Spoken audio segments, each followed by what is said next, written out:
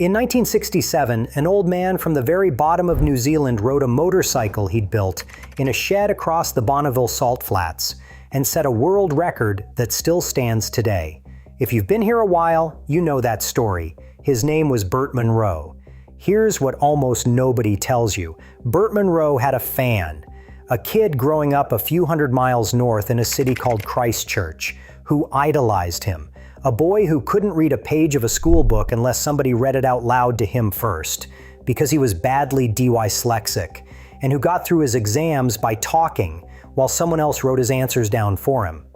A lot of people around him quietly assumed he'd never really amount to much. That boy's name was John Britten. And about 25 years after Munro's famous run, John Britten did something that might be even harder to believe than what his hero pulled off. He built a motorcycle from scratch by hand in a shed behind his house with a handful of friends and almost no money. Then he took that homemade bike to Daytona in America and lined it up on the grid against the factory racing teams, against Ducati, against Honda, companies with millions of dollars and buildings full of engineers, and his backyard bike wheelied straight past the factory Ducati and pulled into the lead. That machine went on to set 4 world speed records, and one of them, just like Munro's, has never been beaten, not in more than 30 years. And here's the part that breaks your heart a little. Right as the whole motorcycle world was waking up to what this man could do, John Britten was quietly dying. So grab a coffee, because if the Burt Munro story got you, this one is going to floor you. The story starts in Christchurch, New Zealand in 1950. John Britten was born just before midnight on the 1st of August, and his twin sister Marguerite arrived just after, so the twins ended up celebrating their birthdays on different days. It is a small thing, but it is almost fitting, because John Britten never did anything quite the way everyone else did. He grew up as one of those kids who has to take everything apart to understand it. He reportedly built his first go-kart at 6 and was restoring old motorbikes by the age of 13. Clocks, engines, anything with moving parts.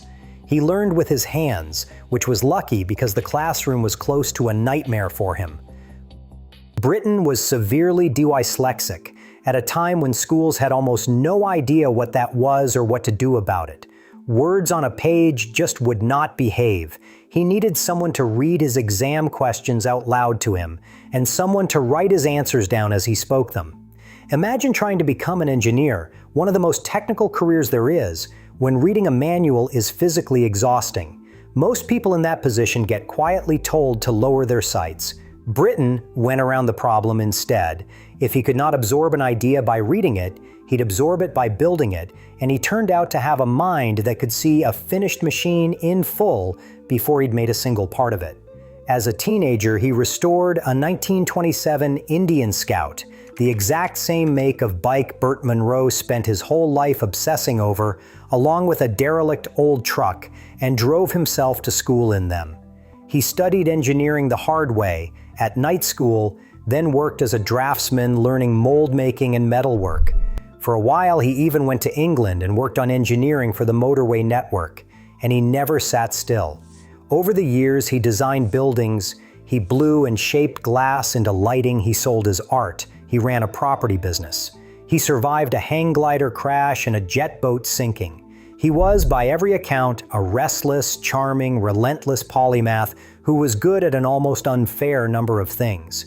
And it's worth knowing who his heroes were, because it tells you exactly what kind of person he was becoming. Britten idolized a very specific set of New Zealanders. Richard Pearse, the farmer who may have flown a powered aircraft before the Wright brothers. Bill Hamilton, the man who invented the jet boat. Bruce McLaren, the racing driver who founded the McLaren Formula One team. And Burt Munro, every single one of them a Kiwi who built something world-changing out of a workshop at the edge of the world, usually while the rest of the planet was not paying attention. Britten did not just want to be an engineer, he wanted to join that particular club. But the thing that would make him famous, and the thing that would quietly eat the last decade of his life, was one stubborn idea. He wanted to build the fastest 4-stroke motorcycle in the world, himself, from nothing. Now, if you want to build a world-beating race bike, there is a sensible way to do it, and John Britten did not choose it. The sensible way is what small builders had always done. You take an engine from a big manufacturer, a Ducati or a Suzuki, and you build your own frame around it, or you just tune what's already there. You lean on the giants for the hard, expensive parts. Britten started down exactly that road. His early project was basically a rebodied Ducati racer, and it was decent, but he quickly ran into a wall, and it was a wall of his own logic. He looked at the factory bikes he was trying to beat and said, in his own words, "You're never going to beat a works Ducati by building the same sort of bike. You're going to have to do something quite radical and new." So he threw the rulebook out and decided to build everything. The whole motorcycle from a blank sheet of paper in a shed in Christchurch with a small crew of friends and volunteers who worked on it for the love of the thing. And what he came up with completely rewrote what a motorcycle could be. Start with the frame, except there isn't one. On a normal bike, the engine sits inside a metal cage that holds the whole machine together. Britten looked at that cage and decided it was dead weight, so he made the engine itself the structure. The front suspension, the rear swing arm, the seat, all of it bolts directly to the engine. No frame at all. That was close to heresy in 1990, and it's still exotic today. But the logic was ruthless. Every gram he could strip out of the structure was a gram that made the bike faster and sharper. The finished machine weighed only around 138 kilograms, soaking wet, far lighter than the factory bikes it would line up against, and because the engine was doing the structural work, it was stiffer too. Britten wasn't tweaking an existing formula. He was designing a motorcycle from first principles, asking of every single part why it existed and whether he could do it better.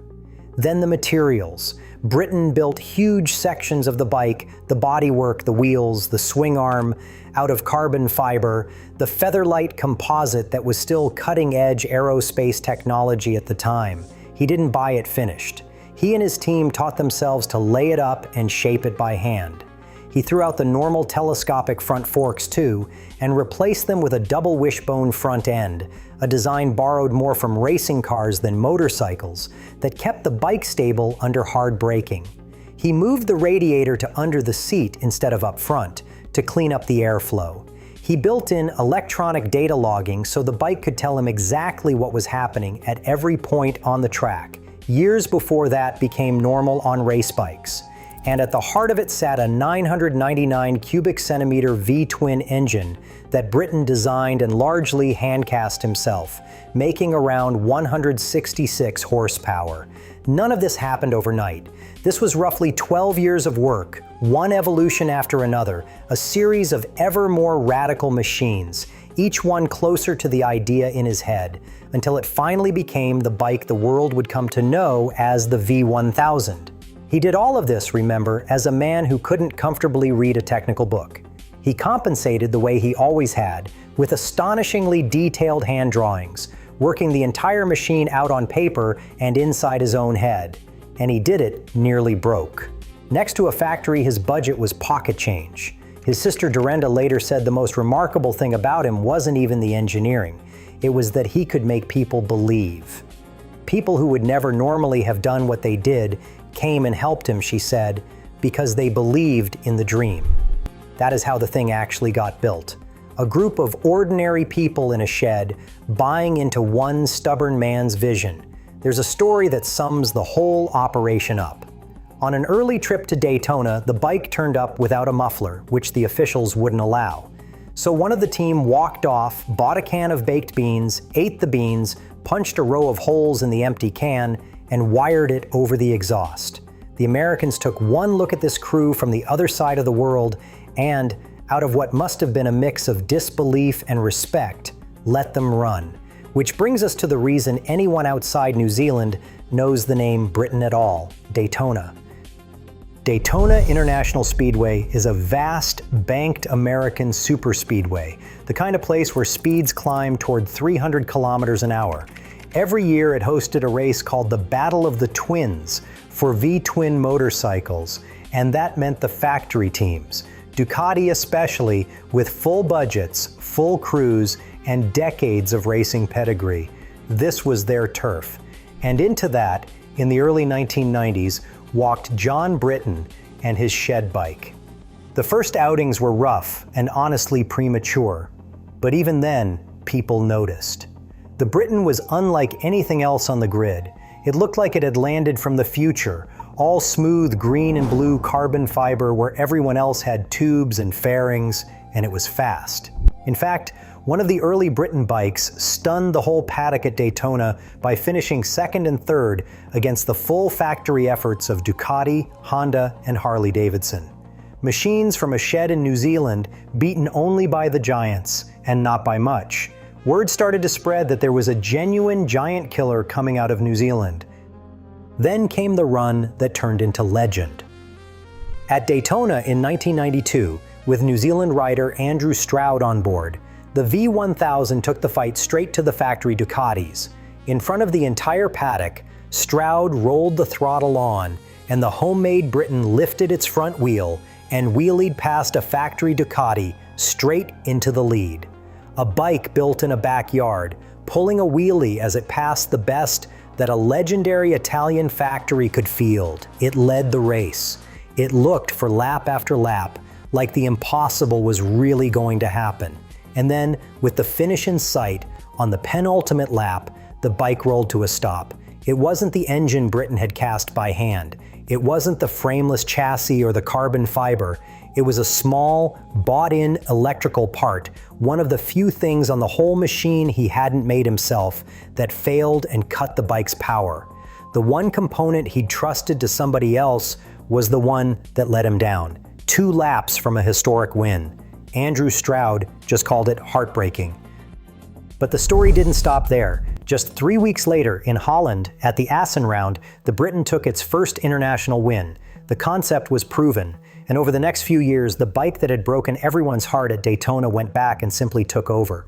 Britten machines won at Daytona 4 years running, from 1994 to 1997. They won national championships in New Zealand. And in 1995, Andrew Stroud won the Bears World Championship on a Britten, finishing so far ahead of everyone else that it stopped being a contest.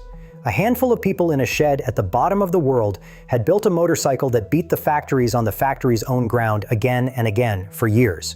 The rider who did most of that damage, Andrew Stroud, became so bound up with the bike that in New Zealand the two of them are now remembered together, the way Burt Munro is remembered with his Indian.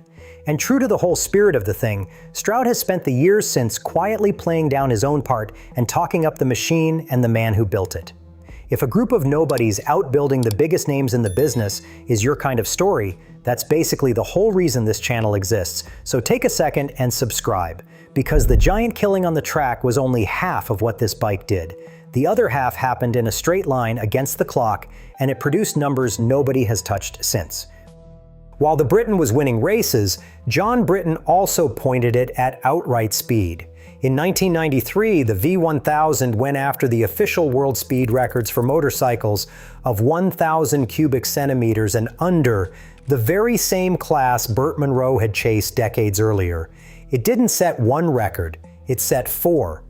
These were proper, internationally certified records, ratified by the FIM, the world governing body of motorcycle sport, so there was no argument about them.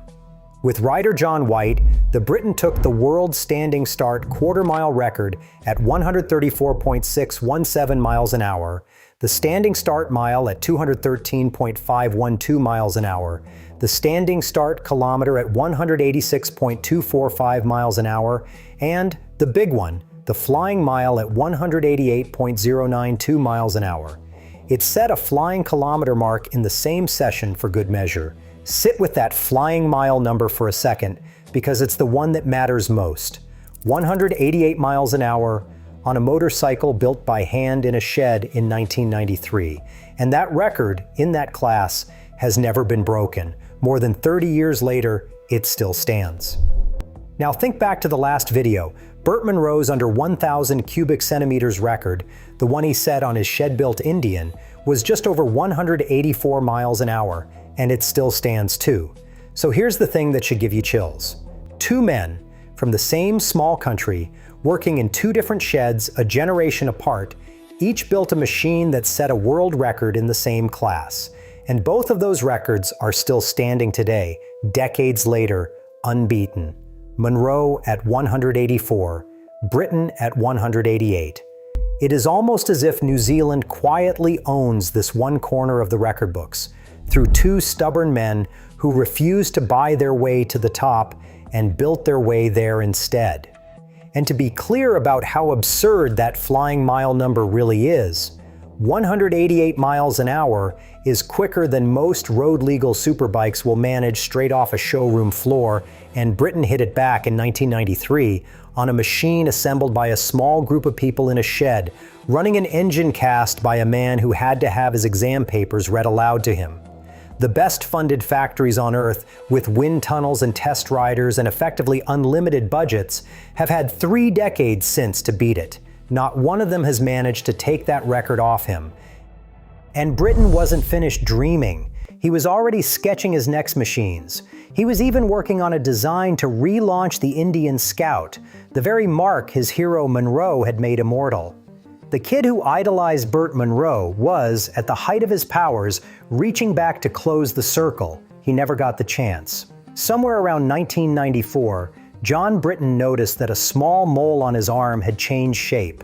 By the time it was properly looked at, it was melanoma, skin cancer, and it had already spread. The treatment options were narrow, and they were closing fast. And this is the cruel timing sitting at the center of the whole story. The bike was at its absolute peak. It was winning at Daytona, taking championships, rewriting record books, finally forcing the entire motorcycle world to take this man from Christchurch seriously. And in exactly those same months, its creator was running out of time. He kept working almost to the end. That was simply who he was. Still sketching new machines, still refining, still chasing the next idea, while his body failed him. Just about 2 weeks before he died, 2 Britten motorcycles crossed the line first and second in a race at Brands Hatch in England, a final, perfect demonstration of everything he had built, playing out while he lay dying on the other side of the world. He had started something that no longer needed him in the room to keep winning. John Britten died on the 5th of September, 1995. He was 45 years old, barely a month past his birthday. His funeral in Christchurch drew more than 1,000 people. A whole country that had watched him take on the giants and win came out to say goodbye to an engineer, and New Zealand mourned him the way most countries mourn a national hero, because that is what he had quietly become. Think about what disappeared in that moment. Not only a man, though that was the real tragedy, a husband and a father gone at 45, but also every machine he never got to build. He had spent barely a decade on motorcycles, largely self-taught, working out of a shed, and in that short time he produced one of the most advanced bikes the world had ever seen, and a fistful of records that still stand. People spend entire careers, backed by entire companies, and never come close. Britten did it in a few years, on his own terms, while most of the industry never even saw him coming. Only 10 Britten V1000s were ever finished, built between 1991 and 1998, plus the original prototype. Every single one still survives, scattered around the world in private collections and museums, each one worth a small fortune now. If you ever want to stand in front of one, the second bike ever made sits on a pedestal at Te Papa, New Zealand's National Museum in Wellington, treated not as a motorcycle but as a national treasure, which is exactly what it is. The very first one, nicknamed the Cardinal, is still kept by the company Britten founded. The others are scattered from Alabama to Italy, and they almost never come up for sale. When one does, it changes hands for hundreds of thousands of dollars. There's a documentary about him, One Man's Dream, kept alive by fans who understand exactly how big this story is. And yet, outside of hardcore motorcycle circles and outside of New Zealand, most people have never heard the name John Britten. There's a documentary, there are devoted fans, but he never got the mainstream legend that his hero Burt Munro eventually got from a Hollywood film. Which is strange when you think about it, because in a lot of ways Britten's story is the even more incredible one. Munro spent a lifetime perfecting one old bike. Britten designed a genuinely new one from the ground up, beat the best in the world with it, did it while he was dying, and did it without ever being able to comfortably read a book. 2 Kiwis, 2 sheds, 2 world records that still stand. One of them got the movie. The other one you can find on a pedestal in Wellington, gleaming and impossibly advanced. Built by a man who saw the whole thing in his head before he ever picked up a tool. Burt Munro had a fan. And the fan turned out to be every bit the equal of the man he looked up to.